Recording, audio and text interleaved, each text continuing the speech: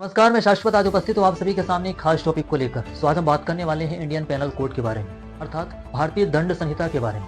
भारतीय दंड संहिता के कुछ महत्वपूर्ण सेक्शन जो हम लोग सामान्य रूप से अपने जीवन में देखते हैं, कहीं ना कहीं वो चीजें सामान्य रूप से घटती रहती हैं। जैसे कि सबसे पहला देखते हैं कि यदि कोई व्यक्ति किसी भी व्यक्ति को चोट पहुंचाता है या किसी व्यक्ति के साथ हाथापाई करता है या फिर उसे तमाचे वगैरह से मारता है, तो उसके ऊपर सेक्शन 323 लग सकता है, अर्थात धारा 323 उसके ऊपर लग सकती है। वहीं केस में देखा जाता है कि यदि व्यक्ति दूसरे व्यक्ति को हथियार से मारता है, जैसे कि धारदार चाकू से मारता है या कुल्हाड़ी से मारता है, तो उसके ऊपर धारा 324 लग सकती है। और यदि वह व्यक्ति गंभीर रूप से चोटिल हो जाता है, तो उस व्यक्ति के ऊपर 325 भी लग सकती है।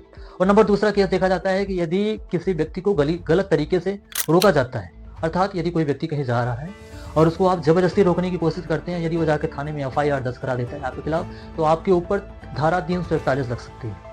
और यदि इसी केस में देखा जाता है कि यदि उसी व्यक्ति को आप बंधक बना लेते हैं, इट्स मीन कि उसे किडनैप कर लेते हैं, तो आपके ऊपर 342 धारा लग सकती है। नंबर तीसरा देखा जाता है कि यदि किसी महिला के साथ आप छेड़छाड़ करते हैं, यदि उसका पीछा करते हैं, यदि आप उससे गलत तरीके से बातचीत करते हैं, तो आपके ऊपर सेक्शन 354 लग सकता है, अर्थात धारा 354 लग सकती है। नंबर चौथा देखा जाता है कि यदि आप किसी को आपराधिक धमकी देते हैं, अर्थात किसी व्यक्ति को जान से मारने की या फिर उसके संपत्ति को नुकसान पहुंचाने की धमकी देते हैं, तो आपके ऊपर धारा 506 लग सकती है।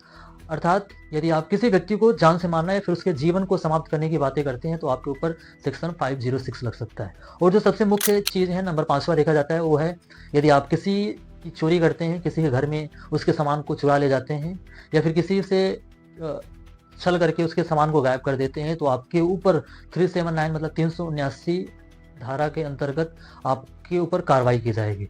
और जो सबसे महत्वपूर्ण देखा जाता है, जो हम लोग कॉमन लैंग्वेज में यूज करते हैं, हम लोग मुख्यतः देखते हैं ना कि लोग कहते हैं कि 420 है।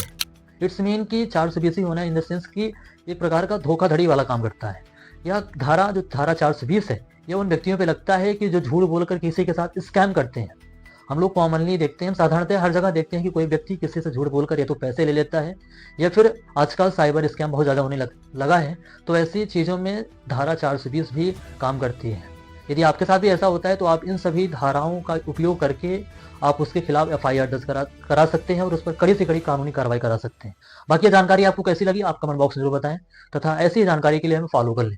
तथा कुछ ऐसी जानकारी हम कल दूसरे वीडियो में मिलेंगे, जो आगे के कुछ इंडियन पेनल कोड के हिसाब से होगा। धन्यवाद।